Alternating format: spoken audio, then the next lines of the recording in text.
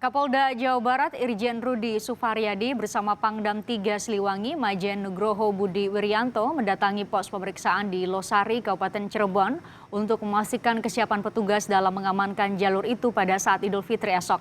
Selain memeriksa kesiapan petugas di pos pemeriksaan Losari, Kapolda Jawa Barat dan Pangdam 3 Siliwangi juga menyerahkan bantuan untuk petugas yang berjaga. Kapolda Jawa Barat Irjen Rudi Sufaryadi dalam pemeriksaan tadi kembali meminta warga untuk tidak mudik pada Lebaran kali ini untuk mencegah penyebaran COVID-19.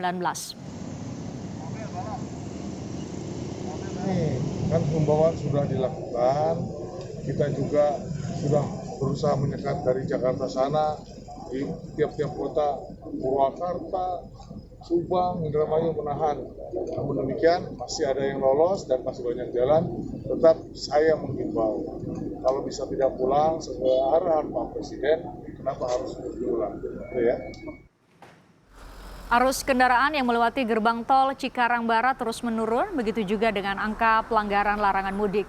Jumlah kendaraan yang melanggar aturan mudik di tol Cikarang Barat sejak Jumat sore hingga Sabtu siang, tercatat ada 2.301 kendaraan. Sebagian besar kendaraan yang melanggar diberi sanksi dengan diminta memutar balik kembali ke Jakarta.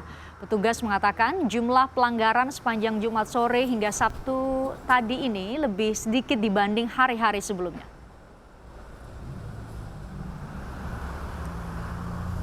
Lebih lengkap terkait kondisi lalu lintas di sejumlah daerah setelah pemerintah menetapkan larangan mudik, kita pantau bersama jurnalis Kompas TV Reida Pulpi di Semarang, Jawa Tengah dan Vina Putri di Surabaya, Jawa Timur. Kita ke Jawa Tengah bersama Reida Pulpi dulu. Bagaimana situasi lalu lintas di sana satu hari jelang Idul Fitri? Reida. Ya, selamat siang Fristia dan saudara. Satu hari menjelang Lebaran.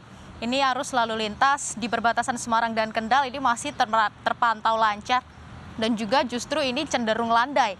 Bahkan sejak 7 hari menjelang Lebaran ini memang hingga saat ini jumlah volume kendaraan ini cenderung menurun. Namun meski begitu tim gabungan yang terdiri dari Dinas Perhubungan, kemudian dari Polrestabes Semarang dan juga dari TNI ini masih terus melakukan pengecekan terhadap kendaraan yang masuk ke wilayah Semarang. Dan hingga hari ini sendiri tadi pagi dan juga tadi siang ini sudah ada sekitar 20 kendaraan yang diminta untuk putar balik ke tempat asalnya, di mana rata-rata memang karena tidak menggunakan masker. Jadi karena Kota Semarang ini menerapkan pembatasan kegiatan masyarakat atau PKM, jadi ketika masyarakat ini beraktivitas di luar ruangan memang diminta untuk menggunakan masker. Jadi apabila ada pengendara baik mobil maupun motor yang tidak menggunakan masker nantinya diminta untuk putar balik. Dan rata-rata dalam satu hari berdasarkan informasi yang kami peroleh ini ada 25 hingga 40 kendaraan baik mobil maupun motor yang diminta untuk putar balik dan rata-rata dengan alasan karena memang tidak menggunakan masker tersebut.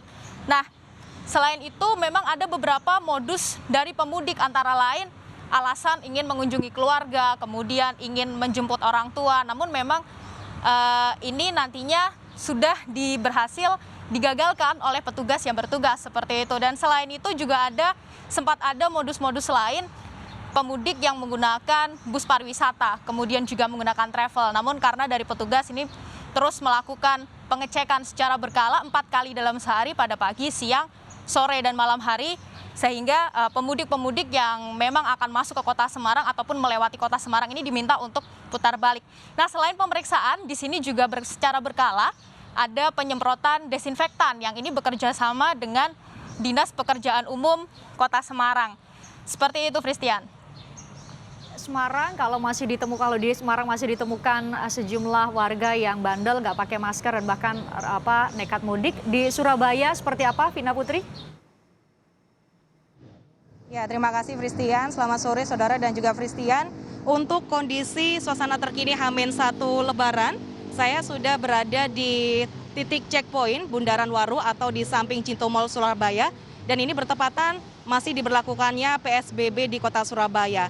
Dan kami memantau sejak pukul 3 sore tadi untuk arus kendaraan yang masuk di Kota Surabaya terpantau landai. Dan itu artinya adalah tidak terjadi kemacetan ataupun bergerak ramai lancar. Dan untuk dominasi kendaraan yang masuk di wilayah Surabaya, ini masih didominasi dengan kendaraan plat L dan juga W, dan ada beberapa kendaraan selain plat L dan juga W. Termasuk di perbatasan di titik checkpoint di Bundaran Waru ini untuk di lajur 4 sendiri terbagi menjadi 4 lajur. Untuk lajur yang pertama di sebelah kiri ada 3 lajur, ini khusus untuk plat W dan juga L. Dan untuk di lajur kanan untuk selain plat L dan juga W. Sementara ini juga berlaku untuk roda 2 dibagi menjadi 2 lajur saja untuk plat L dan juga W di ruas kiri. Dan untuk lajur kanan ini untuk plat L selain L dan juga W.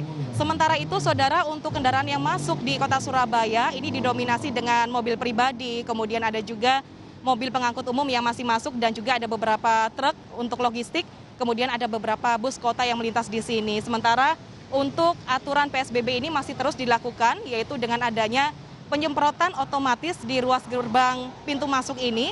Jadi untuk pengendara ataupun kendaraan yang masuk di pintu masuk di kota Surabaya ini dengan terotomatis akan disemprot secara otomatis oleh sterilisasi ini, dan ini juga dijaga oleh beberapa pihak terkait. Ada juga pihak Polri, kemudian TNI, ada Satpol PP, dan juga ada pihak dari Dinas Kota dan juga Dinas Provinsi Jawa Timur yang berjaga di sini selama 24 jam. Dan ini mereka juga tidak segan-segannya untuk mengingati melewati speaker yang memang digaungkan di pintu masuk ini untuk mengingatkan para pengendara yang masuk untuk mengikuti protokol yang ada. Sementara untuk pelanggaran per hari ini saudara tidak ditemukan pelanggaran, dan itu artinya masyarakat sudah mematuhi protokol yang dihimbau oleh pemerintah Kota Surabaya.